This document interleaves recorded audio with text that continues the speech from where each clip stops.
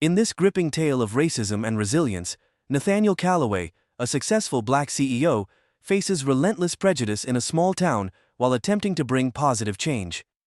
Targeted by Officer Daniels, a corrupt cop bent on undermining him, Nathaniel endures racial profiling, public humiliation, and systemic bias at every turn.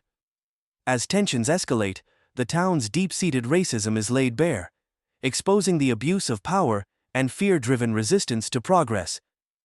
With the odds stacked against him, Nathaniel must navigate a hostile community and fight back against the injustices threatening to silence him. The early morning sun cast a golden hue over Chestnut Ridge, a quiet suburban neighborhood known for its cobblestone streets and storybook charm. Jennifer Hayes stepped out of her blue hatchback, her eyes scanning the modest two-story home before her.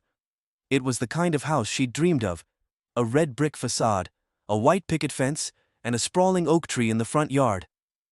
This was the fresh start she needed. Jennifer adjusted her blazer, her nerves tingling with a mix of excitement and apprehension. As a young real estate agent making her way in a new town, she knew the importance of first impressions. She'd rehearsed her pitch for days, preparing to meet her client, a single mother named Rachel Gomez, who was eager to put down roots for her young son. Jennifer smiled at the thought. Helping families find homes wasn't just her job, it was her passion. As Jennifer retrieved the key from the lockbox, she noticed movement out of the corner of her eye. Across the street, an elderly man in a flannel shirt stood on his porch, his gaze fixed on her. She offered a friendly wave, but the man didn't respond. Instead, he leaned on his cane, his expression unreadable. Jennifer hesitated, but brushed it off. New faces in tight-knit neighborhoods often raised eyebrows. She'd encountered it before. Focusing on the task at hand, she opened the door and stepped inside, taking in the sunlight streaming through the large bay window. The house was perfect, a mix of rustic charm and modern updates. She couldn't wait to show it to Rachel. A text pinged on her phone: "On my way, can't wait to see it." Rachel's enthusiasm was contagious, and Jennifer felt her own excitement grow. But as she returned to the porch to wait, the man across the street remained rooted in place. His stare heavier now, almost scrutinizing. Jennifer's stomach churned as he pulled out a phone, his lips moving in sharp, clipped words. She exhaled slowly, her pulse quickening. This wasn't the first time she'd been watched, but something about his demeanor felt different. Less curious, more accusatory. Jennifer squared her shoulders, determined not to let unease cloud her professionalism. As Rachel's car pulled into the driveway, she forced a bright smile and walked forward, ready to turn this house into a home for her client. Unbeknownst to her, the man's call had already set wheels in motion, and the quiet streets of Chestnut Ridge were about to become the stage for an unforgettable confrontation.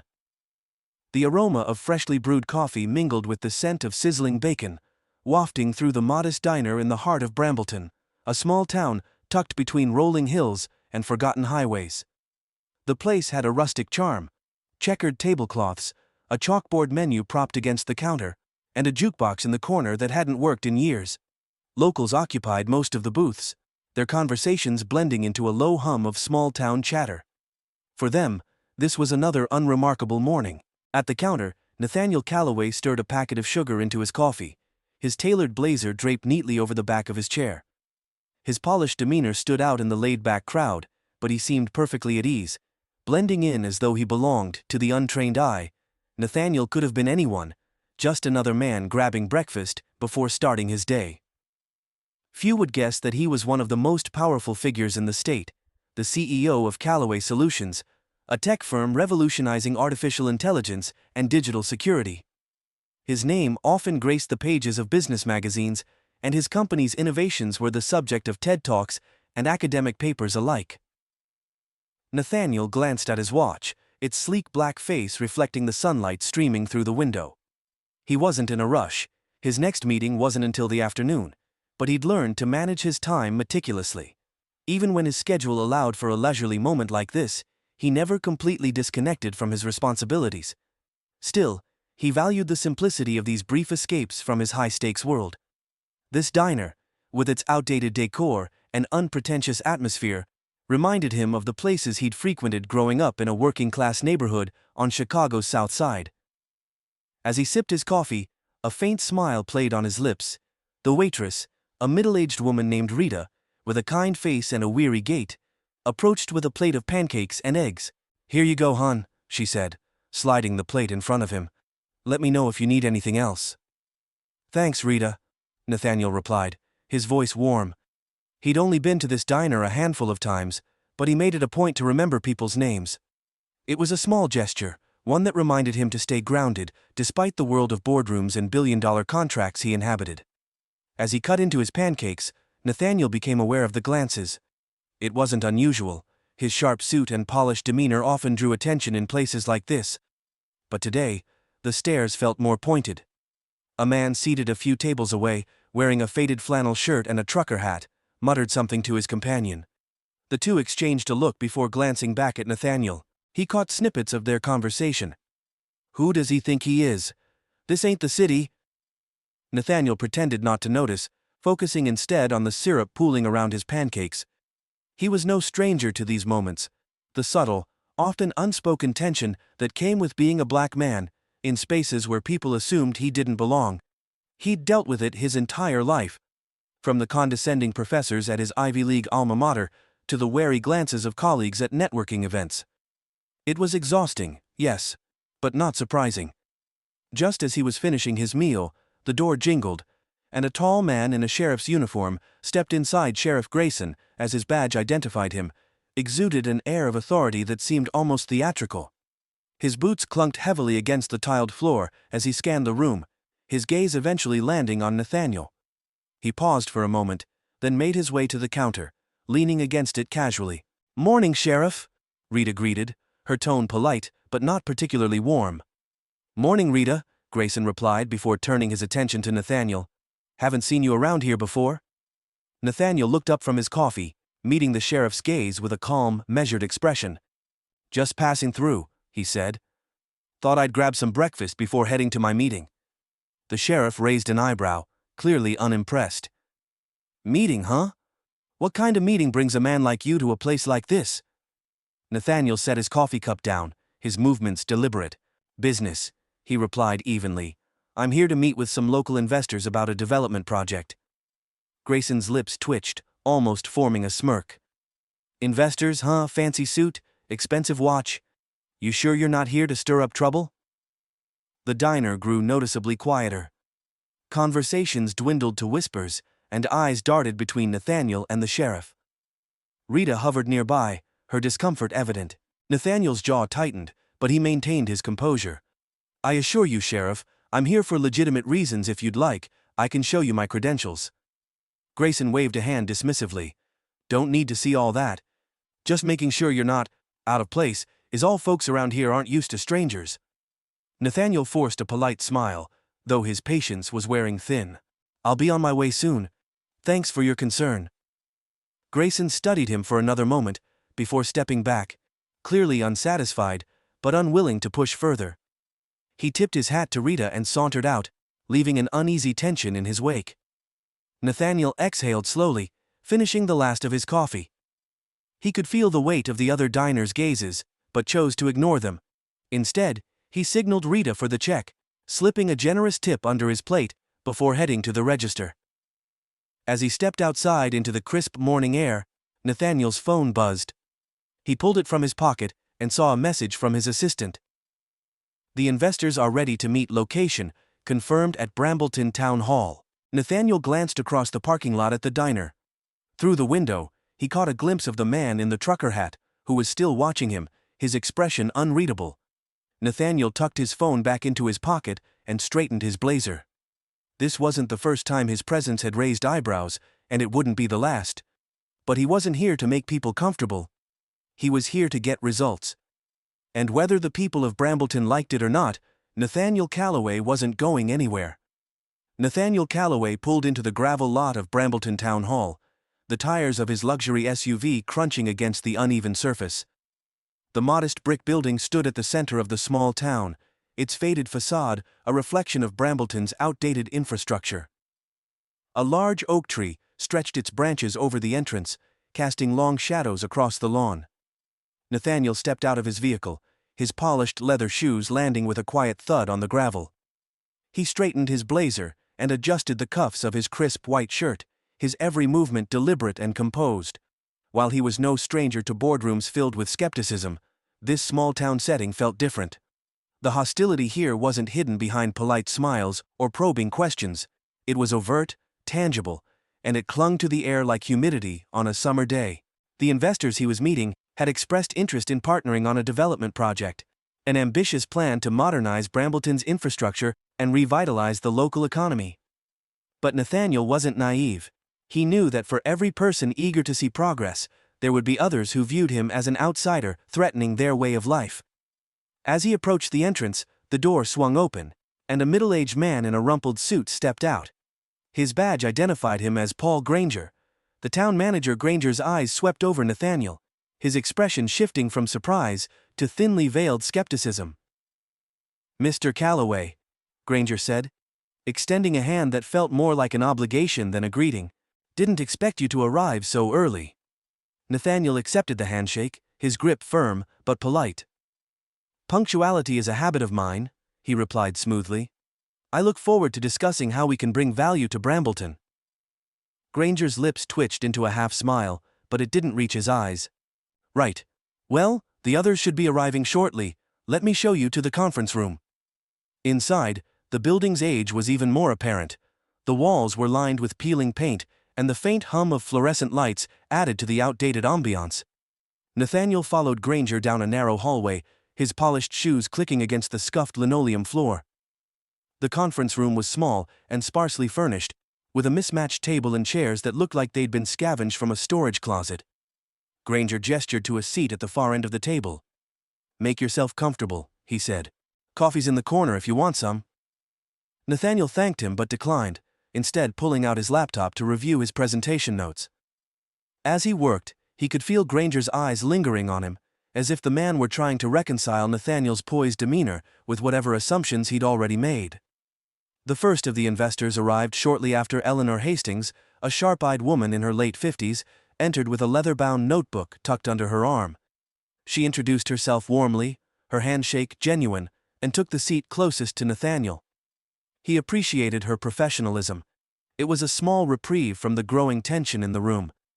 Then came Bill Carmichael, a gruff man with a booming voice who reeked of tobacco. He barely acknowledged Nathaniel as he took a seat, his gaze fixed on Granger as they exchanged nods. Lastly, there was Gerald Tate, the owner of a local hardware store, who hesitated at the door before stepping inside. His eyes darted to Nathaniel, his frown deepening, as if he'd just realized he was the only black man in the room. Nathaniel ignored the unease, rising to his feet and offering a polite greeting.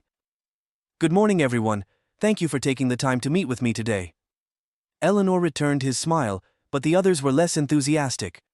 Carmichael leaned back in his chair, crossing his arms over his chest. "Let's get this over with," he muttered. Nathaniel's calm exterior didn't falter. He launched into his presentation, outlining the details of his proposed project, a sustainable development initiative that would bring modern housing, renewable energy, and job opportunities to Brambleton. He spoke with precision and passion, his confidence filling the room. But as he presented, the undercurrent of resistance became palpable. Carmichael interrupted frequently, his questions pointed and laced with suspicion. "What's in it for you?" he asked, his tone accusatory. "Why would someone like you care about a place like this?" Nathaniel met the question head-on. "Because I see potential here," he replied. "This community has the resources and talent to thrive. It just needs the right investments." Tate chimed in, his voice heavy with doubt. "Sounds like you want to change everything about this town. Not sure folks around here are ready for that." Eleanor shot them both a sharp look. "Let the man finish," she said, her voice firm. Nathaniel continued, addressing their concerns with patience and clarity. But it was clear that for Carmichael and Tate, his words weren't enough. Their objections had little to do with the project itself, and everything to do with who was presenting it. When he finished, Eleanor clapped lightly. "Impressive work, Mr. Calloway," she said. "I think this could be a great opportunity for Brambleton." Carmichael scoffed. "Maybe for some people, but I'm not convinced this is what we need. Sounds more like a big city scheme to me." Granger, who had been silent until now, cleared his throat. "Perhaps we should take some time to consider the proposal before making any decisions." Nathaniel knew a dismissal when he heard one. He gathered his materials, his expression calm, but his frustration simmering beneath the surface. "Thank you for your time," he said, standing. "I'll leave you to discuss further." As he exited the room, he overheard Carmichael muttering, "These people think they can just walk in and take over." The words hit him like a punch, but he didn't break stride. He'd faced worse. Still, the sting of prejudice never dulled. Outside, the midday sun blazed down, but the air felt heavy. Nathaniel paused on the steps of Town Hall, taking a deep breath to steady himself. This wasn't new, it was a story he knew by heart. Yet every encounter chipped away at his resolve, leaving scars invisible to the world. "Mr. Calloway," a voice called out, pulling him from his thoughts. He turned to see Eleanor hurrying toward him, her expression apologetic. "I just wanted to say, I'm sorry about how that went," she said. "Not everyone in this town shares their views." Nathaniel offered her a small smile. "I appreciate that, Miss Hastings. Thank you for listening." She nodded, her eyes filled with determination. "I'll do what I can to push this forward. Don't lose hope." As she walked away, Nathaniel felt a flicker of gratitude. But it wasn't enough to extinguish the anger bubbling inside him. He'd come to Brambleton to make a difference, to bring progress to a community that sorely needed it. Yet here he was, fighting the same battles he'd been waging his entire life. As he climbed into his SUV, Nathaniel resolved to keep pushing forward. If they thought they could intimidate him into backing down, they were sorely mistaken. But deep down, he couldn't shake the question that had haunted him for years. How many more times would he have to prove his worth before the world saw him for who he truly was? The hum of the SUV's engine filled the otherwise quiet drive back to Nathaniel Calloway's temporary office in Brambleton. His thoughts churned, replaying every skeptical glance and dismissive comment from the meeting at Town Hall. He was used to navigating these obstacles, but today had hit differently. The resistance wasn't just professional, it felt personal, woven into the fabric of the small-town mentality he was fighting to change. His phone buzzed on the console. A text from Eleanor Hastings lit up the screen. "Bill and Gerald are rallying opposition. Granger seems on the fence. Let me know if you want to strategize." Nathaniel sighed, his grip tightening on the steering wheel. He appreciated Eleanor's support, but he couldn't shake the feeling that the others weren't just opposing the project. They were opposing him. As he neared the edge of town, his rearview mirror filled with the flashing lights of a police cruiser. The shrill wail of the siren cut through the air, and Nathaniel's heart sank. He slowed the car and pulled over to the side of the road, the gravel crunching under his tires. The cruiser stopped behind him, and a tall officer stepped out, his hand resting on the holster of his weapon. His name tag read, Daniels. The name was familiar. Sheriff Grayson had mentioned him in passing, describing him as protective of the community. The subtext had been clear.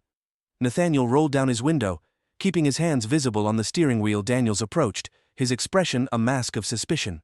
"Afternoon," Daniels said, his tone curt. "You in a hurry, sir?"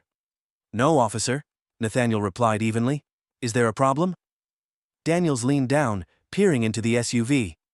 His gaze lingered on Nathaniel's tailored suit and the polished interior of the vehicle. "License and registration." Nathaniel nodded, retrieving his documents with deliberate care. He handed them over, his mind already racing. There was no valid reason for this stop. His speed had been well below the limit, and the road was nearly empty. Daniel studied the documents before stepping back to his cruiser without a word. Minutes ticked by, each one stretching longer than the last. Nathaniel glanced at his phone on the console, tempted to text his assistant or even Eleanor, but he knew better. Any movement could be misinterpreted. Finally, Daniels returned, his expression even harder than before. "Step out of the vehicle, Mr. Calloway."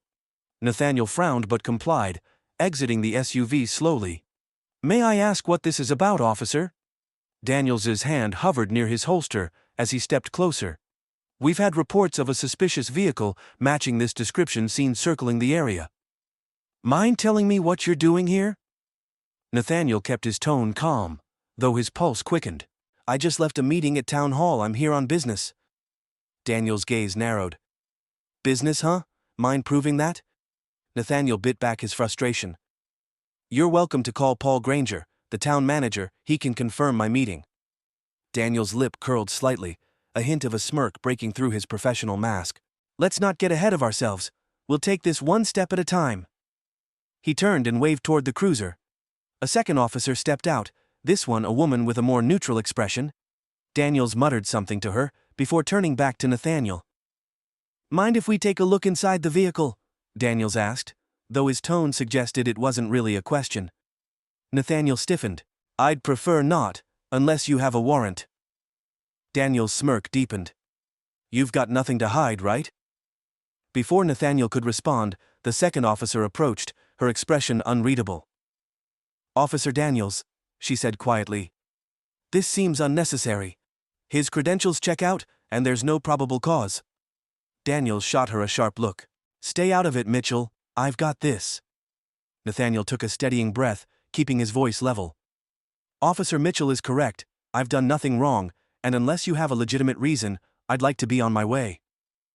Daniel's eyes darkened. Don't tell me how to do my job. The tension was thick, the quiet stretch of road feeling more suffocating by the second. Nathaniel could feel the weight of Daniel's authority pressing against him, the implicit threat hanging in the air. He glanced at Mitchell, whose hesitation suggested she was grappling with the situation herself. Finally, Daniels stepped back, crossing his arms. Fine, you're free to go, for now. But don't think for a second that I'm not keeping an eye on you. Nathaniel met his gaze, his expression calm, but resolute. I'll be sure to keep that in mind. As he climbed back into his SUV and drove away, his heart pounded in his chest. He knew Daniels hadn't let him go out of goodwill. There would be more to this. And as much as Nathaniel wanted to believe that professionalism and reason would prevail, his instincts told him otherwise. The brewing storm. By the time Nathaniel returned to his office, his mind was racing with plans. He had no doubt that Daniel's actions were just the beginning. This was about more than just him. It was about the barriers that people like Daniels represented. The ones that tried to keep individuals like Nathaniel from thriving in spaces they deemed off-limits. He called Eleanor. Eleanor? It's Nathaniel, he began, his tone measured. I need you to be honest with me. How much sway does Officer Daniels have in this town? There was a pause on the other end of the line. He's connected, Eleanor admitted. His family's been here for generations. People listen to him, even when they shouldn't. Nathaniel frowned. I had an encounter with him on the way back. It was clear he was looking for a reason to escalate. Eleanor sighed. I'm not surprised Daniels doesn't take kindly to outsiders, especially ones who challenge the status quo. Nathaniel leaned back in his chair, his jaw tightening. Then it's time we start challenging it harder. I'm not backing down, Eleanor. I didn't think you would, she replied. Let me know how I can help. As he hung up, Nathaniel's resolve hardened. This wasn't just about a development project anymore, it was about confronting the systemic rot that Daniels and others like him represented. The next morning, Nathaniel arrived at his office to find a small group of reporters gathered outside. Word of his encounter with Daniels had spread, thanks to a witness who'd filmed part of the stop and posted it online. The video had sparked a heated discussion about racial profiling and the barriers faced by black professionals in predominantly white spaces. Nathaniel straightened his tie and stepped out of his SUV, his expression calm despite the flurry of questions thrown his way. Mr. Calloway, do you believe Officer Daniels targeted you because of your race? Are you planning to take legal action against the Brambleton police? Do you think this incident will impact your project? Nathaniel held up a hand, silencing the crowd. I appreciate your interest, but I won't be making any statements at this time. My focus remains on bringing positive change to this community. As he walked past the reporters, his phone buzzed with a text from Eleanor. Town Hall emergency meeting.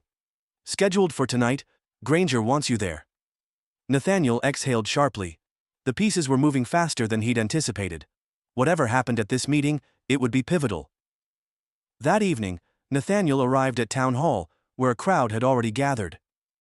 The meeting room buzzed with tension, locals whispering among themselves as they glanced between Nathaniel and the front of the room, where Granger, Carmichael, and Daniels stood. Daniels was out of uniform, but exuded the same menacing presence, his arms crossed as he exchanged words with Carmichael. Eleanor approached Nathaniel, her expression grim. "They're not just opposing the project anymore," she murmured. "They're trying to push you out entirely. Daniels is claiming you're a danger to the community." Nathaniel's jaw tightened. "Then I'll make my case." As Granger called the meeting to order, all eyes turned to Nathaniel. He rose from his seat, his voice steady but firm. "Before we begin, I'd like to address the events of the past few days," he said. "Not just as a professional, but as a man who believes in the power of progress and community." The room fell silent, the tension palpable. Nathaniel's heart pounded as he prepared to face the storm head-on. The town hall meeting room was packed, the air heavy with tension, as murmurs rippled through the crowd. Nathaniel Calloway sat near the front, his composed exterior concealing the storm churning within. He scanned the room, noting the presence of familiar faces. Eleanor Hastings, sitting with a group of other investors who had cautiously expressed support. Bill Carmichael, his arms crossed, and his expression as hostile as ever, and Officer Daniels, leaning against the back wall, his piercing gaze locked on Nathaniel. Granger stepped to the front, clearing his throat. "Thank you all for coming on such short notice. Tonight's meeting will address concerns that have been raised regarding the proposed development project." "Concerns?" a voice called out from the crowd. "Or excuses to stall progress?" The room erupted in chatter, but Granger raised his hands for silence. "We'll hear all sides. Let's keep this civil." Nathaniel exhaled slowly, bracing himself. He had anticipated resistance, but the charged atmosphere was heavier than he'd expected. He glanced at Eleanor, who gave him a subtle nod of encouragement. Granger gestured toward Carmichael. "Mr. Carmichael, you requested to speak."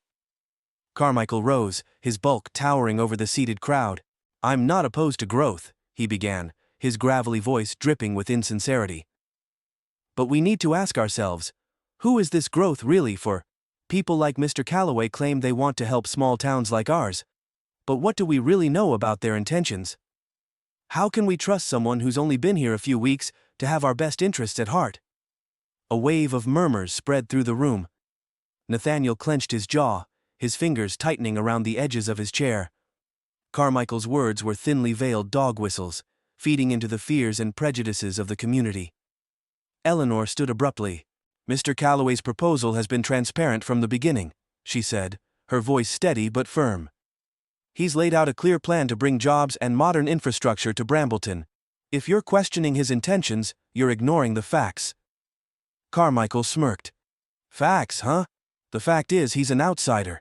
He doesn't know Brambleton, and frankly, I don't think Brambleton needs him." Daniels took a step forward, his presence adding an unspoken layer of authority to Carmichael's words. "And let's not forget the recent incident," he said, his tone calculated. "A man who claims to be here for business shouldn't be raising red flags with law enforcement." Nathaniel stood, his voice cutting through the rising tension. "Let's address that incident, Officer Daniels. I was stopped without cause, questioned without evidence, and subjected to scrutiny simply for existing in this town.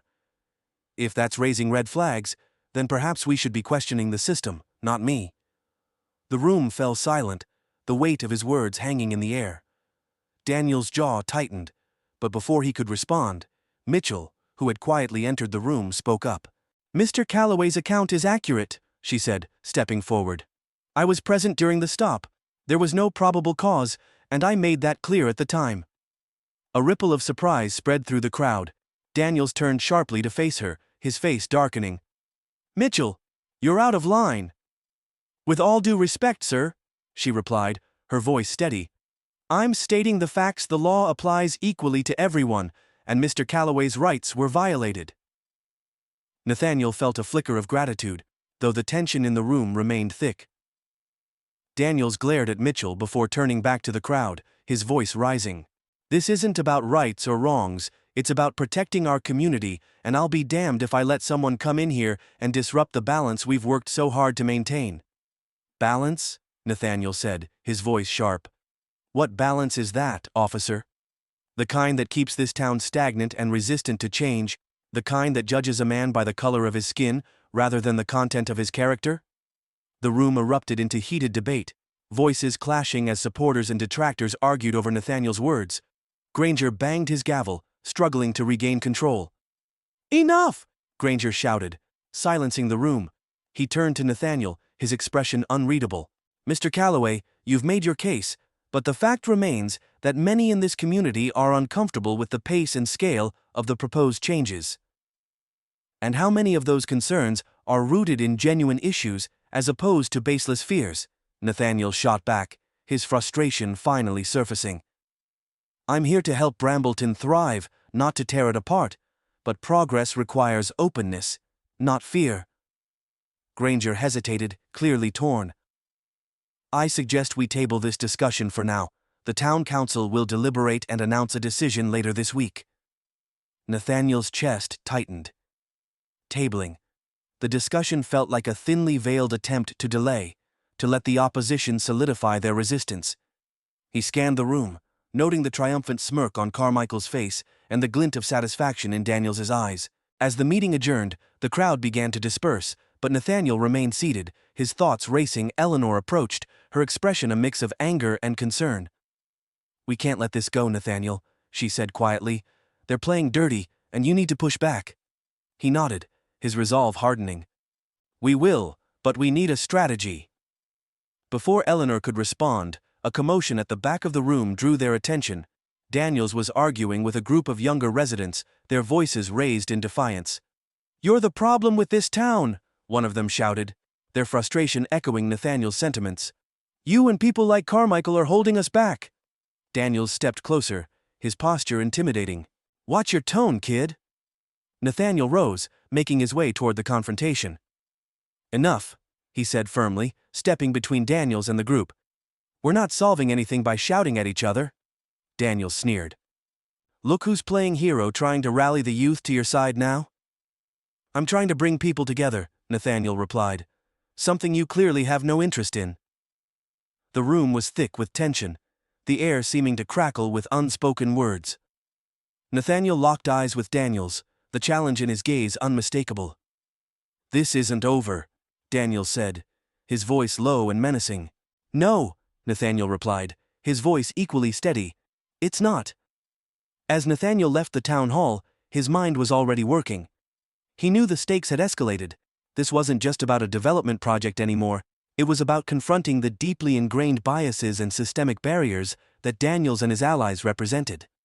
Eleanor caught up with him outside, her expression determined. "What's the plan?" Nathaniel glanced back at the building, its facade a symbol of the resistance he was up against. "We expose them," he said. "All of them. The corruption, the bias, the fear. We make it impossible for them to hide behind their excuses." Eleanor nodded. "I'll call in some favors. If they want to fight, we'll give them one." As they parted ways, Nathaniel felt a renewed sense of purpose. The battle ahead would be fierce, but he was ready for too long. Voices like his had been dismissed and silenced. Now, it was time to make them heard. Nathaniel Calloway stood at the edge of Brambleton's community square, the late afternoon sun casting long shadows across the cobblestone plaza. The air was heavy, charged with the buzz of an impromptu town gathering. Word had spread quickly after the contentious town hall meeting, drawing a crowd that was larger and more vocal than anyone expected. The square, once a tranquil space for farmers' markets and parades, now bristled with tension.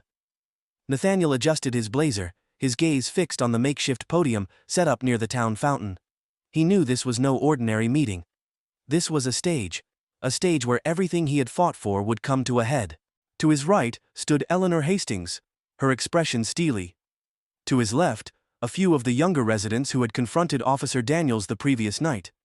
Their presence gave Nathaniel strength, a reminder that his fight wasn't just for him, but for everyone who believed in change. And then there was Daniels, standing near the podium with his arms crossed and a smug expression plastered across his face. The sheriff had arrived in full uniform, his badge catching the light like a warning. Beside him stood Bill Carmichael and Gerald Tate, their whispered conversation punctuated by occasional glances at Nathaniel. They were united in their resistance, a wall of defiance against progress. Granger took the stage, raising his hands to quiet the crowd. "Thank you all for coming," he began, his voice strained. "This gathering is an opportunity to address the concerns raised by the proposed development project and the recent incidents in our community." Nathaniel stepped forward, his heart pounding, but his expression calm. "If I may, Mr. Granger," he said, his voice carrying across the square, "I believe the community deserves to hear the full truth about those incidents." Granger hesitated, clearly caught off guard. Before he could respond, Daniels stepped to the microphone. "I agree," Daniels said, his voice dripping with condescension. "Let's talk about the truth. The truth is, Mr. Calloway has caused nothing but disruption since he arrived in Brambleton. He's alienated residents, drawn unnecessary attention to our town, and disrespected law enforcement." Nathaniel raised an eyebrow. "Disrespected law enforcement? By what? Refusing to be treated like a criminal without cause?" A murmur of agreement rippled through the crowd. Daniel's jaw tightened, but he pressed on. "You were stopped because you fit the description of a suspicious vehicle. If you had nothing to hide, you wouldn't have refused to cooperate." Nathaniel's composure remained steady, though his voice sharpened. "Refused to cooperate, I provided my identification, explained my presence, and complied with every lawful request. The issue, Officer Daniels, is that there was no cause for the stop in the first place. You manufactured suspicion because I didn't fit your idea of who belongs here." The crowd grew louder, the tension escalating. Daniels stepped closer, his voice rising. "Watch your tone, Calloway. You don't know this town, and you don't know me." Nathaniel took a step forward, his eyes locking with Daniels. "You're right. I don't know you personally, but I know your kind. The kind that hides behind a badge, using fear and intimidation to keep people in their place, the kind that confuses authority with righteousness." Daniels's face darkened, but before he could respond, Eleanor stepped forward. "Enough of this," she said firmly. "This isn't about one stop or one argument. It's about a pattern of resistance to change, to progress, to anyone who doesn't conform to a narrow vision of Brambleton." The crowd roared in agreement, and Daniel's allies shifted uncomfortably. Nathaniel seized the moment. "Let's talk about what's really at stake here," he said, his voice cutting through the noise. "This project isn't about me, it's about creating opportunities, jobs, infrastructure, a future for this community. But instead of focusing on that, people like Officer Daniels and Mr. Carmichael have chosen to focus on fear. Fear of change, fear of progress, fear of anyone who looks or thinks differently." Daniels scoffed. "You talk a good game, Calloway. But where's your proof? Where's your evidence that anything I've done is out of line?" Nathaniel's lips curved into a slight smile. "I'm glad you asked." He turned toward the crowd, raising his phone. "For the past several days, I've been gathering documentation, statements from residents, video evidence, and records that paint a clear picture of systemic issues in Brambleton, issues that go far beyond me." Daniels froze, his smug confidence faltering. "What are you talking about?" Nathaniel tapped his phone, connecting it to the large screen set up for the meeting. The first image was a video clip of Daniels's traffic stop filmed by the passerby. The crowd watched in stunned silence as Daniels's tone and demeanor left no doubt about his intentions. The next slide was a series of emails leaked from Carmichael's office, revealing plans to block the development project under the guise of preserving the town's character. The language was thinly veiled, filled with dog whistles and coded language that made their true intentions clear. By the time the final slide appeared, financial records linking Daniels to questionable dealings with local developers, the square was in an uproar. "You can't believe this!" Daniels shouted, his voice cracking under the pressure. "This is fabricated, lies meant to discredit me." Nathaniel stepped forward, his voice calm but firm. "These aren't lies, officer. They're the truth, and the truth always comes to light." Daniels lunged toward Nathaniel, but Mitchell intervened, stepping between them. "Enough, Daniels," she said, her voice steady but laced with authority. "You've done enough." The crowd erupted into chaos, some demanding accountability, while others tried to defend Daniels. Granger, caught in the middle, struggled to restore order. Nathaniel stood tall, his heart pounding but his resolve unshaken. He had exposed the rot at the core of Brambleton, but he knew this was just the beginning. The road ahead would be long and fraught with challenges, but for the first time, he felt the tide turning. As the sun dipped below the horizon, casting the square in a golden glow, Nathaniel turned to Eleanor. "This fight isn't over," he said quietly. She nodded, a small smile playing on her lips. But tonight, you won. Nathaniel glanced at Daniels, now surrounded by angry townspeople and visibly shaken. It wasn't victory. It was justice, or at least the beginning of it. And justice, Nathaniel knew, was worth fighting for. The air in the community center was thick with tension as Nathaniel Calloway stood at the podium, his voice steady and deliberate. Rows of Brambleton's residents filled the room, their expressions a mixture of curiosity, apprehension, and hostility. At the back of the room, Officer Daniels leaned against the wall, his arms crossed and his gaze locked on Nathaniel. The antagonism in his eyes was unmistakable, like a predator sizing up its prey. Nathaniel paused, scanning the room. This isn't just about a development project, he said, his tone measured but firm. This is about who we are as a community, and who we want to be. The murmurs in the room grew louder. Daniels pushed off the wall and stepped forward, his boots thudding against the wooden floor. "Let me stop you right there, Mr. Calloway," he interrupted, his voice booming. "You don't know this town, you don't know its people. You've been here what? A few weeks. And now you think you can tell us what's best for Brambleton?" Nathaniel turned to face him, his expression calm but unyielding. "What I know, Officer Daniels, is that fear and prejudice are holding this town back, and I know you've played a significant role in fostering both." A ripple of gasps spread through the crowd. Daniel's jaw tightened, and his face turned a deep shade of red. "Watch your mouth," he growled. "You don't know anything about me." Nathaniel held his ground. "Don't I? I know you stopped me without cause. I know you've used your authority to intimidate and silence people who don't look or think like you. And I know that your so-called concern for this town is nothing more than a cover for your own biases." Daniels took another step forward, his hands balled into fists. "You'd better be careful, Calloway," he said, his voice low and threatening. "You're walking a dangerous line." The room fell silent, the weight of the confrontation pressing down on everyone present. Nathaniel took a deep breath, refusing to let fear dictate his actions. He reached into his briefcase and pulled out a folder, holding it up for the room to see. "This," he said, "is a collection of evidence, statements from residents, documentation of questionable traffic stops, and financial records that paint a very clear picture of systemic corruption." Daniel's eyes widened, and for the first time, a flicker of uncertainty crossed his face. "What the hell are you talking about?" he snapped. Nathaniel stepped forward, his voice rising with conviction. "I'm talking about you, Daniels. I'm talking about the backroom deals you've made with certain individuals to block progress in this town. I'm talking about the people you've harassed and intimidated, all to maintain a status quo that benefits you and your allies." Daniels laughed, though the sound was hollow. "This is ridiculous. You have no proof." Nathaniel turned to the projector set up at the front of the room. He connected his laptop and began displaying documents and images on the screen. The first slide showed an email exchange between Daniels and Bill Carmichael, detailing efforts to undermine the development project under the guise of preserving Brambleton's character. The language was thinly veiled, but damning. The second slide was a video recording from a resident's doorbell camera, capturing Daniels in a heated argument with another local, threatening them with consequences if they didn't align with his views.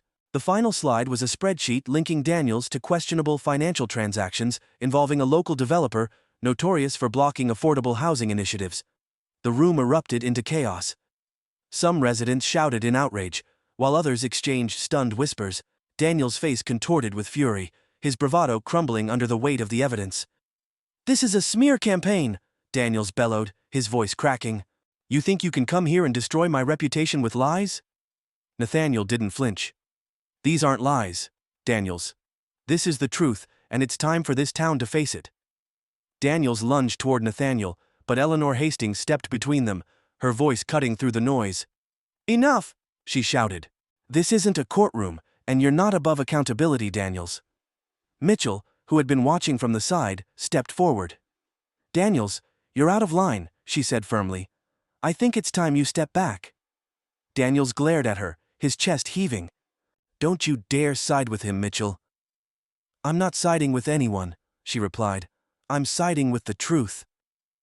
The tension in the room reached a boiling point, Granger, who had been silent until now, finally spoke up. "Officer Daniels, I think it's best if you leave." Daniels' face twisted in disbelief. "You're siding with him too?" "I'm siding with this town," Granger said, his voice shaking. "And right now, you're the one tearing it apart." Daniels stared at Granger for a long moment before storming out of the room, the door slamming behind him. The sound reverberated through the silence that followed. Nathaniel turned back to the crowd, his voice steady but filled with emotion. "This isn't just about Daniels, it's about the culture he represents, the culture of fear and exclusion that has no place in Brambleton's future. Change isn't easy, but it's necessary, and it starts here, with us." The room erupted into applause, the sound a mixture of relief and hope. For the first time since arriving in Brambleton, Nathaniel felt the weight on his shoulders begin to lift, but he knew the fight wasn't over. As the meeting dispersed, Eleanor approached him, a small smile on her lips. "You did it," she said. Nathaniel shook his head. "This is just the beginning. Daniels may be gone, but the system he upheld is still here. There's more work to do." Eleanor nodded. "And you're the right person to lead it." As Nathaniel stepped outside into the cool evening air, he couldn't help but feel a mix of triumph and uncertainty. He had taken a stand and exposed the truth, but the road ahead was still long and fraught with challenges. The battle for Brambleton's future was far from over. The next morning, sunlight poured over Brambleton, casting the small town in a golden glow that felt brighter than usual. But beneath the picturesque exterior, the town buzzed with the aftermath of the previous night's revelations. Nathaniel Calloway stood outside the community center, his phone vibrating incessantly with messages and calls. News of his presentation, and the evidence he'd exposed against Officer Daniels, had spread like wildfire. Local reporters hovered nearby, their cameras trained on Nathaniel as he answered a question from a determined journalist. "This is not just about one officer," Nathaniel said, his voice calm but resolute. "It's about addressing the systemic issues that allowed someone like Daniels to abuse his power for so long. The work ahead won't be easy, but Brambleton has the opportunity to move forward and become the inclusive community it's capable of being." Accountability begins. Inside the community center, a hastily assembled meeting of the town council was underway. Granger, now visibly shaken from the pressure of public scrutiny, had invited Nathaniel to sit in as an observer. Seated at the table were council members, Eleanor Hastings, and Officer Mitchell, who had stepped in to provide an objective account of the events. "Officer Daniels has been placed on administrative leave pending a full investigation," Granger announced. His voice wavered slightly, as if the weight of the town's gaze was bearing down on him. "The town council will review the evidence Mr. Calloway provided, and will work with external agencies to ensure transparency." The statement sent a ripple of relief through the room. It was the first step toward accountability, but Nathaniel knew it was far from enough. Eleanor leaned toward him, her voice low. "This is the beginning. Nathaniel, don't underestimate the impact you've had." Over the following days, the community began to shift. Residents who had remained silent during Daniel's reign of intimidation found their voices. A young woman named Clara shared her story during a public forum, recounting how Daniels had threatened her family when they tried to open a small business in town. Her testimony was met with applause, emboldening others to come forward. At the same time, those who had initially opposed Nathaniel's development project began to reconsider. Bill Carmichael, once Daniel's most vocal ally, approached Nathaniel after a community event. His expression was guarded, his tone hesitant. "I was wrong," he admitted, his words heavy with reluctance. "I let fear cloud my judgment. I still have concerns about the project, but I can't deny that this town needs change." Nathaniel nodded, appreciating the gesture. "Change is never easy, Bill. But it's necessary." The two shook hands, a symbolic gesture of moving forward. The ordeal had changed Nathaniel in ways he hadn't anticipated. While he'd faced resistance and prejudice before, Brambleton had forced him to confront the deep-seated fear and ignorance that could permeate even the smallest communities, but it had also reminded him of the power of persistence and the importance of allies. One evening, as he sat in his temporary office, Eleanor stopped by with 2 cups of coffee. She placed one on his desk and sat across from him, her expression thoughtful. "You've made an incredible impact here," she said. Not just with the project, but with the people they see you now. Not just as an outsider, but as someone who genuinely cares. Nathaniel smiled faintly, the weight of the past weeks still evident in his posture. It's been a long road, he said. But if Brambleton can change, maybe other places can too. Eleanor raised her cup in a toast, to the long road, and to those brave enough to walk it. The fallout from Daniel's exposure reached beyond Brambleton. Regional news outlets picked up the story, framing it as a case study in the power of community activism. State officials announced plans to review policing practices in smaller towns, using Brambleton as a catalyst for broader reforms. Within the town, Granger reluctantly agreed to implement diversity and sensitivity training for all public officials. A new oversight committee was established to ensure greater transparency and accountability in local government. Nathaniel's development project, once the subject of intense debate, began to gain momentum. The revised plans included input from community members, addressing their concerns while staying true to the project's mission of modernization and inclusivity. As Nathaniel prepared to leave Brambleton, he found himself drawn to the community square where it had all begun. The plaza was quiet now, the echoes of the heated confrontation replaced by the chirping of birds and the rustling of leaves. Mitchell appeared from a side street, her uniform replaced by casual attire. "I thought I might find you here," she said, her tone light but reflective. Nathaniel turned to her, a genuine smile crossing his face. "I needed a moment to take it all in." "You've done something remarkable here," she said, joining him by the fountain. "And for what it's worth, I'm glad I spoke up. Daniels was a bully, but he didn't represent all of us." Nathaniel nodded, his gaze distant. "It's not about one person, it never is. It's about the system that allows people like Daniels to thrive." Mitchell smiled faintly. "You're right, and that system is starting to change." As she walked away, Nathaniel felt a sense of closure. He wasn't naive enough to believe the fight was over, but for the first time, he felt that his efforts had made a real difference. On his last day in town, Nathaniel met with Eleanor one final time to discuss the next phase of the development project. As they walked through the construction site, now bustling with activity, Eleanor turned to him. "So, what's next for Nathaniel Calloway?" she asked, her tone playful but curious. Nathaniel chuckled softly. "More of this. I think there are plenty of Brambletons out there, places that need a little push to see their potential." "Well, when you find the next one, give me a call," Eleanor said. "I'd be honored to work with you again."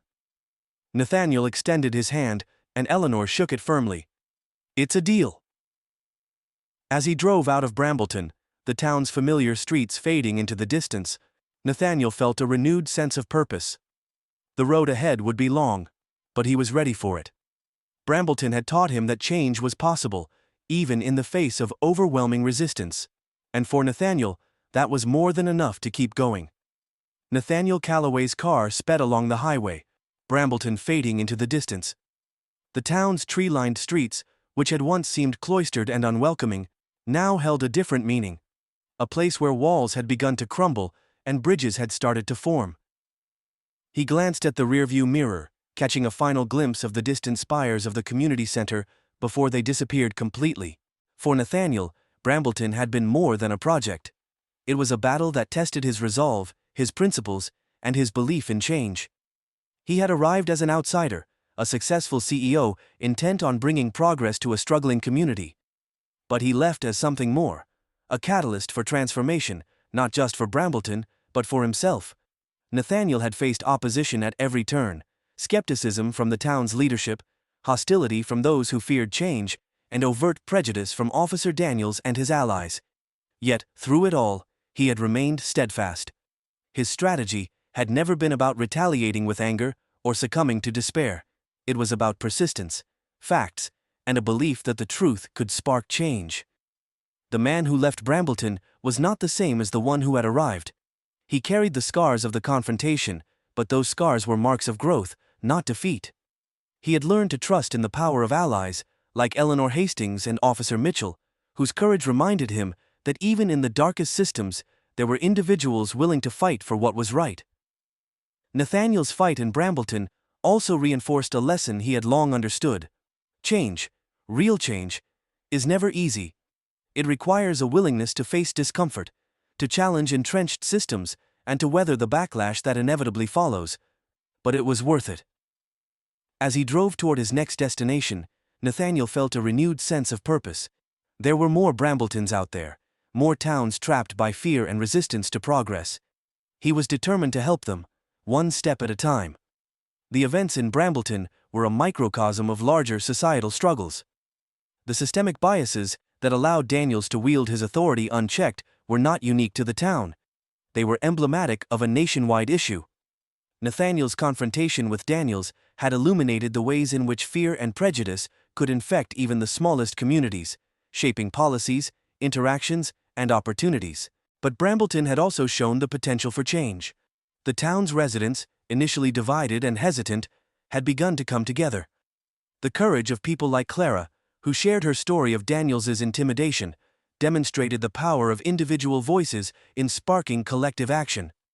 The public forum where residents aired their grievances and hopes was a reminder that democracy thrives when people are given the space to speak and listen. The systemic reforms that followed, Daniels' suspension, the establishment of an oversight committee, and the push for diversity training, were small but significant victories. They signaled that accountability was possible, even in a place where it had once seemed unattainable, and they served as a reminder to other communities that no system is beyond change. Nathaniel's journey in Brambleton was not about a single victory. It was about the ongoing fight for justice and equity. His story was a testament to the power of resilience, the importance of allies, and the necessity of confronting uncomfortable truths. For readers or viewers, the message was clear. Progress begins with individuals who refuse to accept the status quo. Whether it's speaking out against injustice, supporting those who are marginalized, or simply listening with an open mind, everyone has a role to play in building a better world. Nathaniel's story also underscored the importance of collective action. While his leadership and determination were vital, it was the collaboration between residents, allies, and advocates that ultimately made change possible. The audience is left with the understanding that no fight for justice is fought alone, and that even the smallest actions can create ripples that lead to transformative change. As Nathaniel drove into the horizon, the sun dipped lower in the sky, casting a warm golden light across the landscape. He thought of the people he had met in Brambleton, their struggles, their fears, and their hopes. He thought of Eleanor, whose unwavering support had made her a cornerstone of the movement for progress. He thought of Mitchell, who had risked her career to stand up for what was right, and he thought of Clara, whose courage had inspired others to find their own voices. The road ahead was long, but Nathaniel wasn't daunted. He had seen the worst of what fear and prejudice could do, but he had also seen the best of what people were capable of when they chose hope over hate. As he turned onto the next stretch of highway, Nathaniel's phone buzzed. It was a text from Eleanor. "The first oversight meeting is scheduled for next week. Wish us luck." He smiled, his fingers typing back a quick response. "You don't need luck. You've got this." Nathaniel placed the phone back in the console, his smile lingering. Brambleton was just one chapter in a much larger story. There would be more challenges, more battles, and more victories to win. But for now, he allowed himself a moment of peace, knowing that the seeds of change had been planted. The story of Brambleton didn't end with Nathaniel's departure. It would continue to evolve, shaped by the people who had found their voices and their courage. And in a world that so often seemed divided, that was reason enough to hope.